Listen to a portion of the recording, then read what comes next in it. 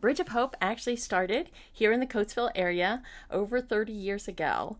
There, we were beginning to see women and children on the streets and homeless, and churches started to say, "Okay, how do we respond when we're seeing children on the street with their moms?" And so the vision of Bridge of Hope began.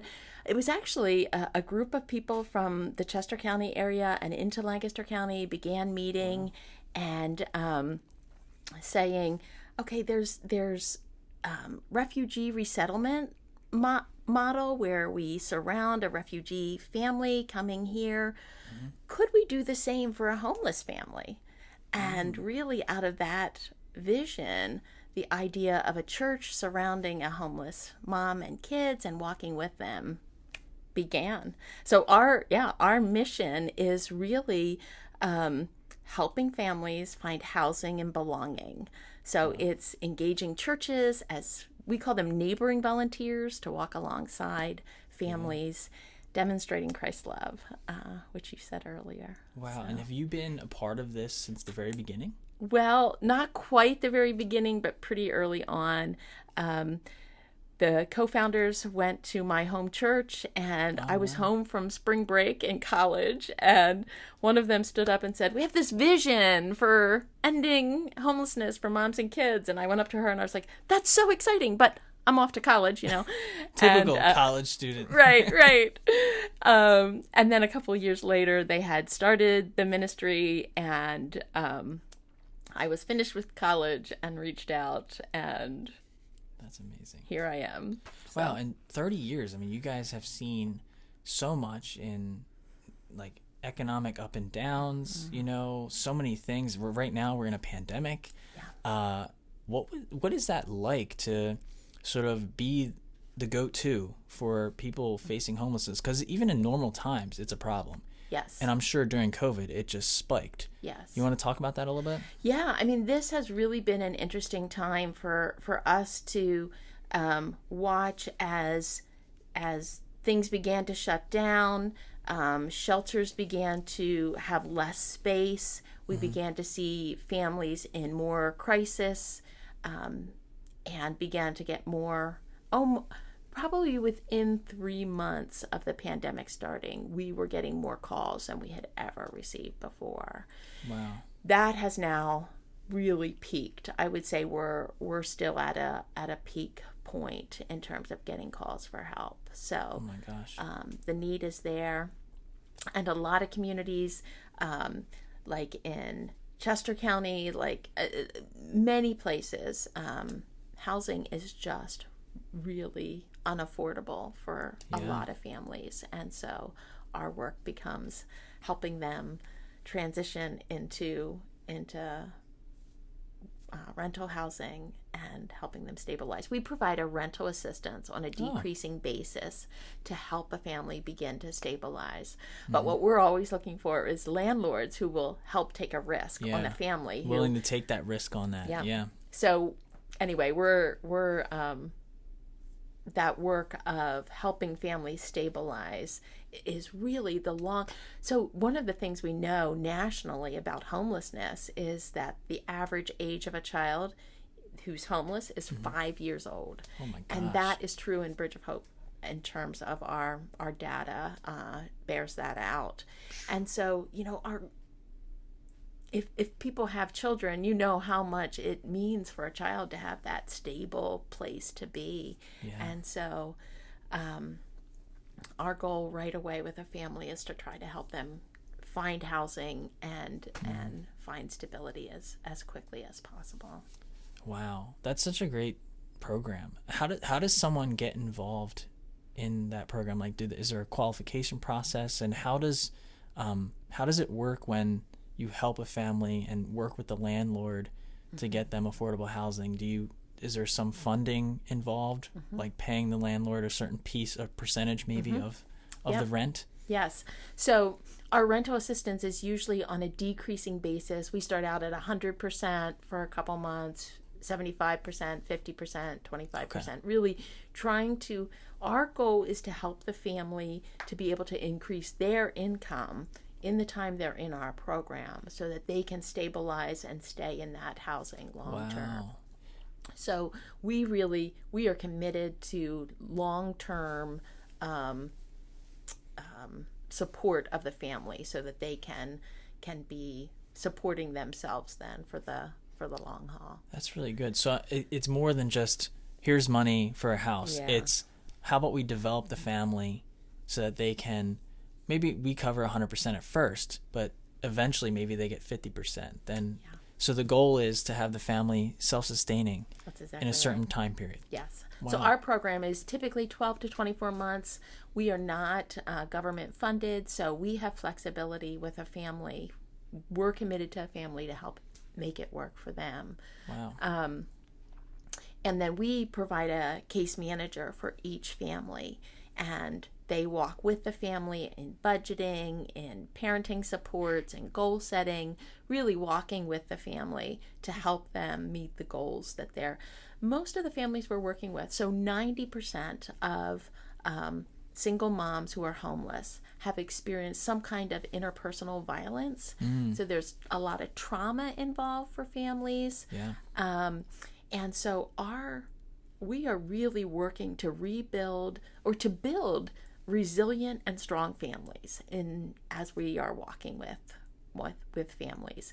Neighboring volunteers. So the biggest thing that I haven't talked about yet, one of our uniquenesses as a program is that every family in Bridge of Hope is connected with neighboring volunteers, usually like 6 to 10 neighboring volunteers from a local church who walk with the family.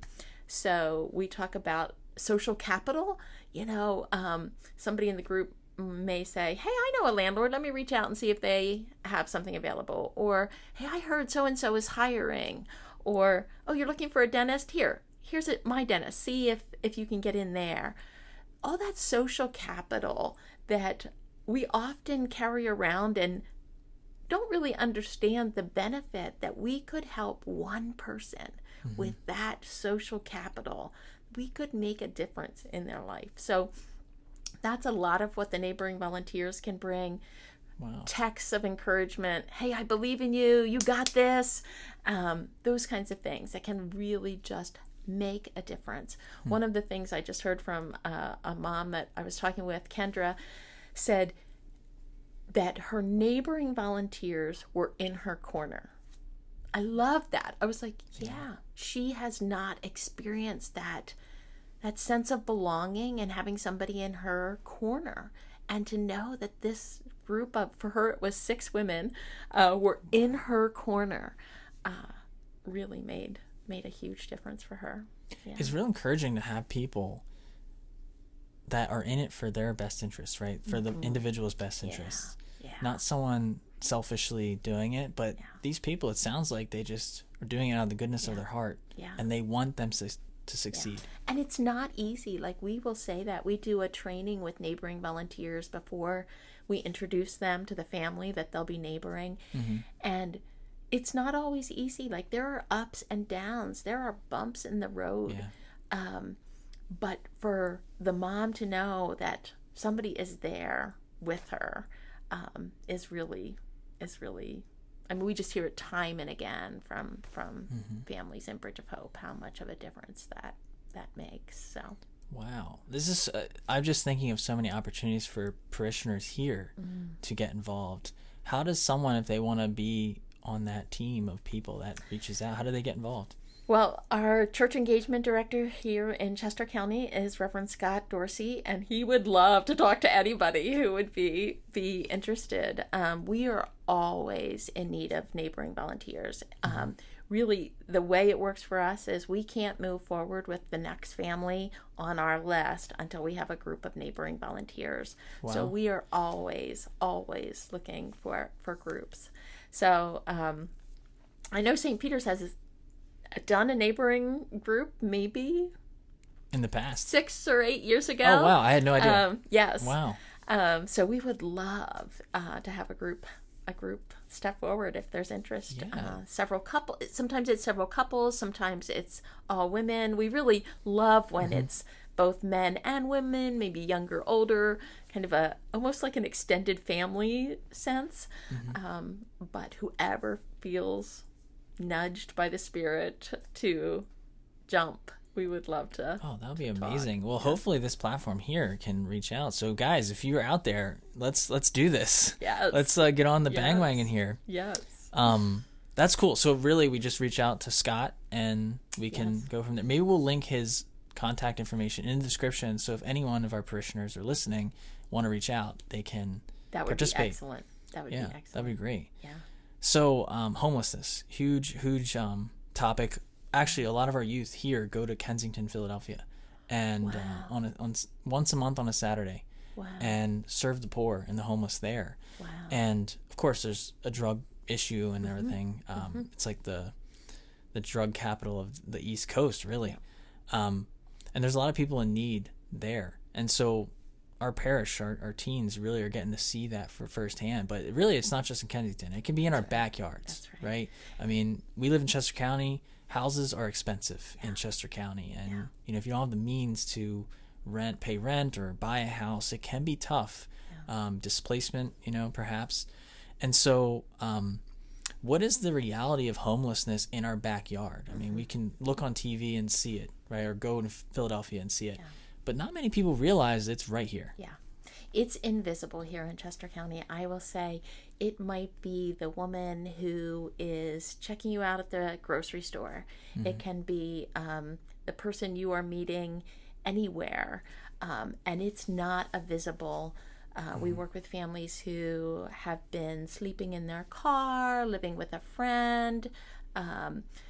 It can be living in a shelter.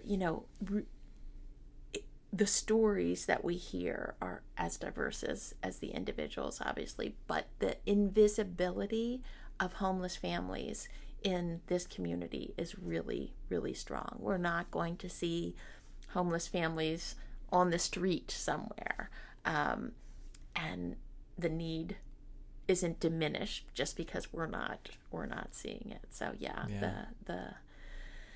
the need is here. Yeah, and you never know who could possibly be struggling and just not tell anybody. Yes, that's exactly right. Do you see that a lot? We do. Wow. We had a mom come to us and share her story of being homeless, and then we shared about Bridge of Hope and that we would try to pull together a neighboring group from a church. And she said, well, I have a church, but I have been too ashamed to share my story there. And so we were actually able to go to her church and help her share her story. And of course they wanted to help her, but for her to find that courage to say, I need help, we were able to walk with her through that. So there's lots of different scenarios that could be. One of my favorite stories right now is there's a church not far from here where one of the graduates of Bridge of Hope is now part of the neighboring volunteer group. Oh my gosh. Neighboring someone else. Wow. And just that she has a great sense of joy in being able to give back now to another mom who is where she was like 6 or 7 years ago. And so I love seeing that sense of just being able to full circle moment. Yes. How many of those do you have? Do you know? There is that have been common? Quite a number over the years because we've been around 30 years. Yeah, I can imagine. 30 years of service. We have seen that happen. And this is crazy because I've been doing this work for so long, but I love watching on Facebook as some of the children who I was working with, who, 25 years ago, to now see them doing so great as adults and realizing, in fact, one example is this boy who was 3 when I met him. He has no memory of his mom being homeless, of course. And I think now he has had a life of memories of stability because of Bridge of Hope, and something that, a gift we were able to give that he is barely aware of in his own life. Wow. So. Well, that means you did a good job. If he, yes. you and the families involved, that the kid never even realized. Yeah. Right? I think that could be a goal, right? Yeah. Of these circumstances. Yes. Yeah. I think of one of my favorite young adults to connect with on Facebook is a little boy that I got to know in Coatesville, in a shelter in Coatesville. And I worked with his mom, and he was just going to kindergarten at the time. And now he was in the Marines. He finished the Marines, went through a HVAC program, like a heating, ventilation. Oh, wow. Yeah. I forget what it's called. Yeah, HVAC. Systems for buildings. Right, Yeah. right. And just has an amazing job and loves what he does. And yeah, those are moments when I think we are changing not just this generation, but really the future for these families. And that gives me great joy. Yeah. At Mission Youth Philly, the organization we go to, they always tell us right before the mission, they're like, you had an incredibly powerful encounter with the person and the Holy Spirit when you remember the color of their eyes. Interesting. And so over 30 years. Relational ministry. Yeah, right? Yes. It's about that one-on-one connection with someone. Yeah. I mean, you can throw money at the problem, you can throw it, but really what people need is that, relational ministry guided by the Holy Spirit that goes to the core of a human being, right? Raises up their dignity as a human being, no matter what their circumstances are, right? Yeah, it's interesting because with the pandemic, a number of churches have said, well, how do we get involved during the pandemic in terms of, relating one-on-one with somebody? Everybody's kind of unsure about each other in these days. But we always say, you don't know. Whatever you are feeling led to do it. And we've had people who are like, oh yeah, during the worst of it, like we weren't together with her in person, but we were on FaceTime, we were Zooming, we were texting, and those were still life-giving because we were able to respond to her needs. And so, it really is, what does that person need, and how is God prompting me to respond in this moment? Yeah. Wow. So, in terms of specific needs, you dove into some of that early on. For the families around here, I don't see too many people like begging at a street corner and things like that. So maybe a little different than maybe in a city setting, but in a rural area, what is the dire need or circumstance for a lot of families in the rural side of Chester County? I mean, I think a lot of it comes around affordable housing, that the wages mom is earning don't get her to a place where most landlords are wanting to see 3 times the rent in income. And they're nowhere near that. No, at $12-14 an hour, they are not able to get there. So one of the things we have been working with landlords is to say, we'll be a guarantor as Bridge of Hope for their rent for the first 6 months or 12 months. And then landlords are able to say, okay, I will take that. I'll take them as a tenant because of the support of Bridge of Hope. So that's one of the ways we've really been able to come around a family and be able to help them get into housing where in other circumstances, they might not have been able to convince a landlord to. I think of a mom, Carmen. She has a 3-year-old boy, and she had been living in a shelter since before the pandemic, and was going through veterinary.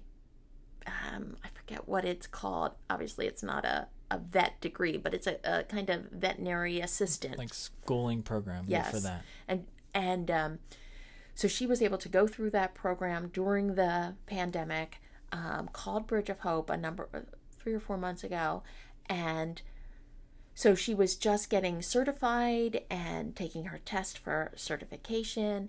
We were able to say to the landlord, look, in a year from now, once she's certified, her income is really going to jump up. Will you walk with her, and we'll guarantee her rent if you will take a chance on her? And the landlord said yes. And within 2 weeks of her moving into housing, she got a job, and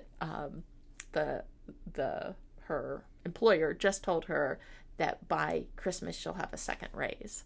Wow. So, it's Good really to be able to see her making those steps is really exciting, and to see, her neighboring volunteers saying yes, we're going to support her, the landlord saying yes, I'll take a chance.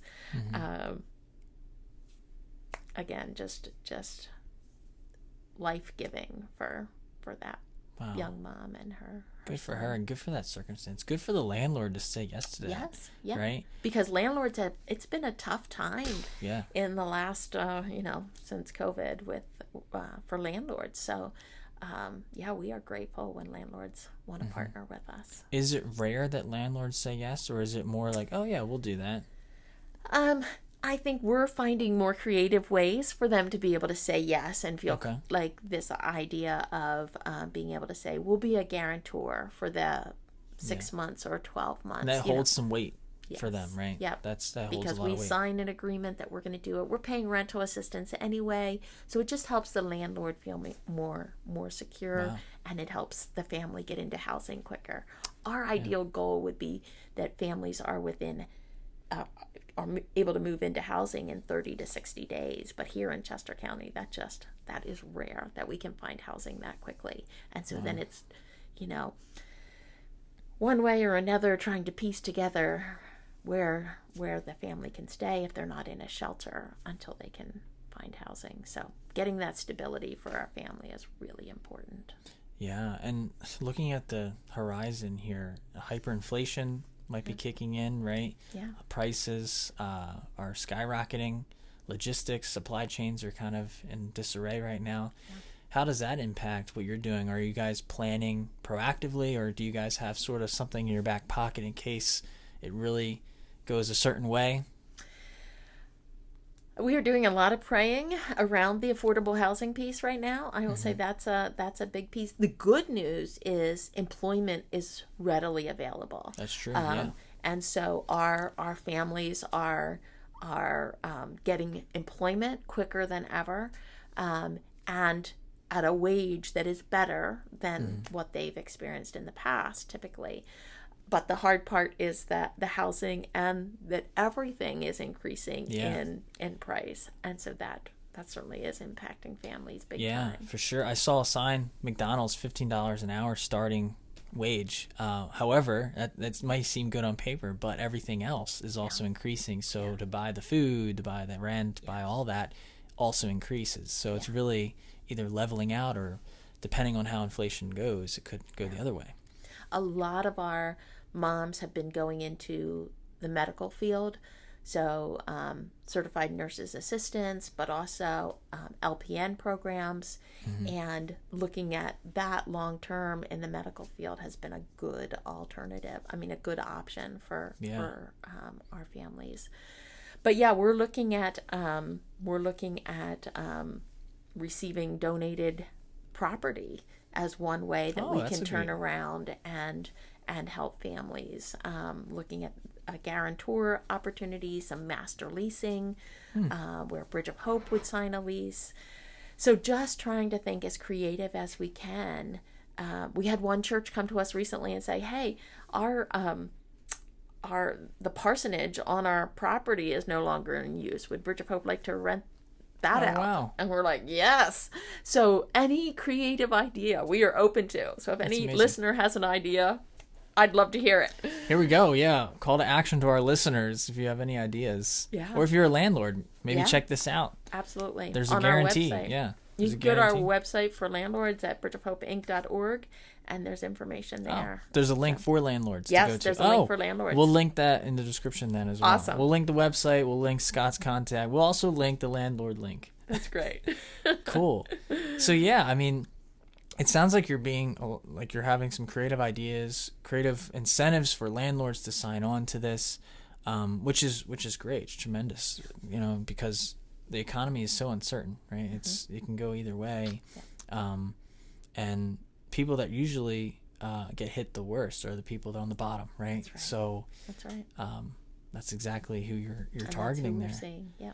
Wow, that's amazing. So I'm glad churches too are able to jump on and help out there. Yeah. And is that your primary support base, is the church communities? Yes.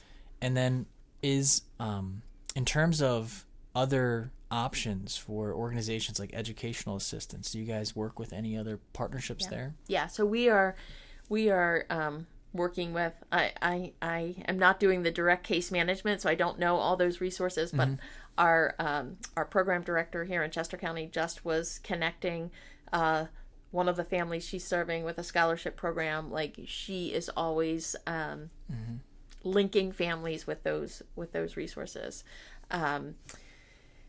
and she's meeting with families every week initially, then maybe it drops back to every 2 weeks, but really walking with them through, what are your goals, what do you want to be working on, working with them on budgeting, whatever. Often there's parenting goals, often there's employment goals if someone's trying to move into higher paying positions. So just working at how do we work at those things, but also thinking about this sense of belonging. So that's this hierarchy of needs. It starts out housing and food, but it also reaches into belonging, self-actualization. Yeah. So helping families really in that journey. One of the neighboring volunteers said to me soon after they met the mom they were walking with, I didn't think she would want to have faith conversations right away, but she dove right in. And it made me laugh because, we don't know where somebody is. And because you serve anybody, right? Regardless of religious affiliation. We don't require church attendance, Yeah. but we always say to the neighboring volunteers, be aware of conversations to walk into, because God is nudging, and be open. And so it's just fun to see those relationships start to develop, and every relationship looks different, obviously, but cultivating that sense of belonging. And then sometimes it can start out by a mom in Bridge of Hope saying, oh, I'd like my kids to go to church, and so then that becomes something that she can have a conversation with a neighboring volunteer about. And anyway, it's amazing to me how our needs as humans are so different, but often we can see how it was just meant to be that it was this group and this mom that met each other. That's amazing. So that's Holy Spirit moment right there. Yes. Those are really neat to see. So one thing that always comforts me when I'm in mission work or doing anything, helping others, is that it's never about me, right? It's not me doing it. It's always through Christ, right? And for me, whether it's on the streets of Philadelphia or in Kensington or even around here or in this church, one of my primary goals, and what I tell the teens, because I'm also a youth minister here. I work with the kids here and over at the school, actually, too. And I like to tell them, try to be the face of Christ to everyone you encounter, right? We're all called to be missionary disciples. And for me, at least, that calms me down, because it's like, oh my gosh, the weight is not on me, right? It's on Christ. And Christ can just use me to do the work. And that's what it reminds me of when I hear your stories about Bridge of Hope and how it impacts families on a personal level, even if they're not going to church or, Christ reaches out to people, embraces them no matter what. And I call it a ministry of presence. That's for great. Neighboring volunteers, being present. That's a great way of saying it. You don't have to be a realtor. You don't have to be a social worker. You don't have to be whatever to be a neighboring volunteer. You need to be able to be present with somebody. And that's a ministry in and of itself. Yeah. When you first spoke about this, you said you heard it at church. It almost sounded like it started as a ministry, like it was in a church, but now it's grown into this huge operation. Yeah. It's amazing. So it did. It started with a group in this Coatesville area: Father Hank Dwyer, Dr. Mary Worship, Sandy Lewis, Linda Whitmer. There was like 8 or 10 people who started meeting together and saying, how can we impact moms and kids? And let's see, that was 1988, and I joined in 1990. By 2000, we were getting calls from other counties and other states saying, how can we do what you're doing there? We were like, I don't know. We're new at this. But, it just felt like God was prompting us to respond, help them start a Bridge of Hope there. And so in Bucks and Montgomery County, that was our first place where we helped them start a location. And like you said at the beginning, now there's 25 locations across 13 states. Yeah. That's unbelievable. And all starting here in the Coatesville area. That's amazing. So yeah, it's been amazing just to see, okay, God is up to something that we don't always know what God is up to. But following that and just saying, yes, okay. Are they all independently operated, or are they all under the umbrella of the original? So some of there's multiple models for communities to start a Bridge of Hope. So some are run through another nonprofit, might run a Bridge of Hope department. Okay. Or some of them are Bridge of Hope affiliates under our national work. So that's amazing. And is it only in the U.S.? It is. Are you looking to expand overseas, or? Well, at this point, we have a lot more states we could still get to. That's true. 13, right? You have 13 states. That's right. So you're looking to get all 50. We want to go where God is leading. So I always say I'm not wanting to push into a territory where God is not working ahead.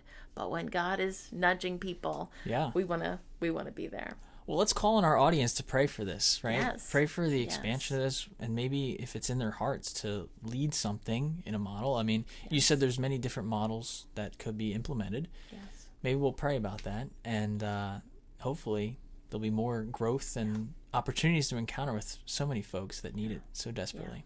Yeah. It's amazing. Well, that's cool. Honestly, I'm blown away by this work and what you're doing in 13 states and growing. Yeah. It's awesome. What would you say if we wanted to talk about need? You already talked about so much, but what would you say is the biggest need right now?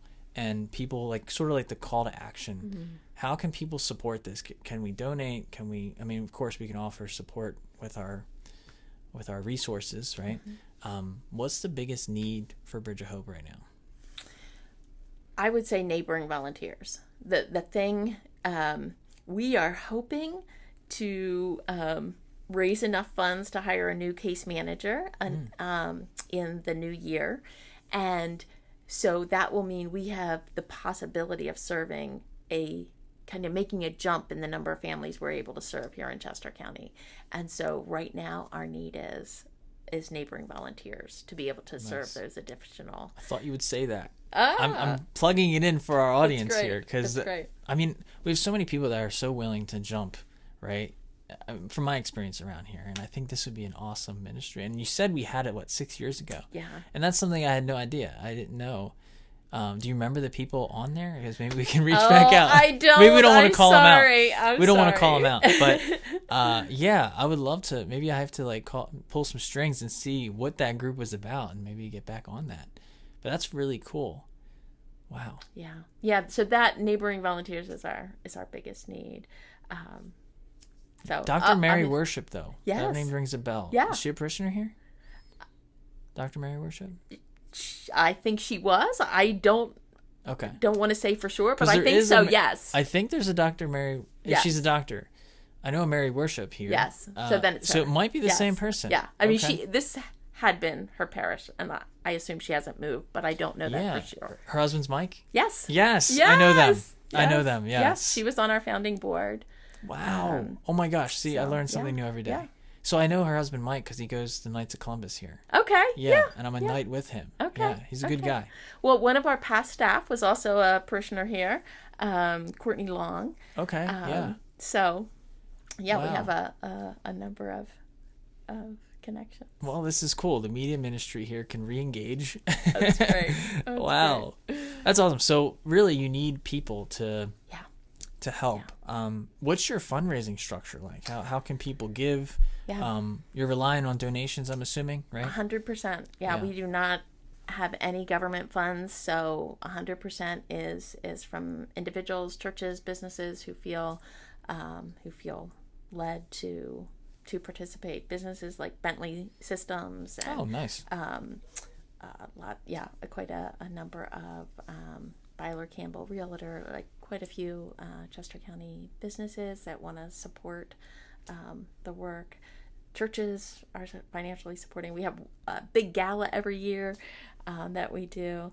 But our website is bridgeofhopeinc.org, and people can go right there. Landlords, that's our third need. I always mention neighboring volunteers, financial support, and landlords are the three things that are our big needs. There we go. We need them all, guys. That's right. Let's go out and help this organization. This has been fun. This has been really very fun. I always like to ask our guests to say at least one or a couple things to leave our audience with. It could be a thought, anything, sort of like a takeaway. I'll leave the floor to you to tell our audience what your thought is. We often use, Mother Teresa said, in reflecting on what can one person do, she talks about, I can put one drop in, I can help one person. And if I didn't put that drop in, the ocean would be one drop less. Wow. And people think, how can I end homelessness across the U.S.? If every person of faith could put their drop in, every person,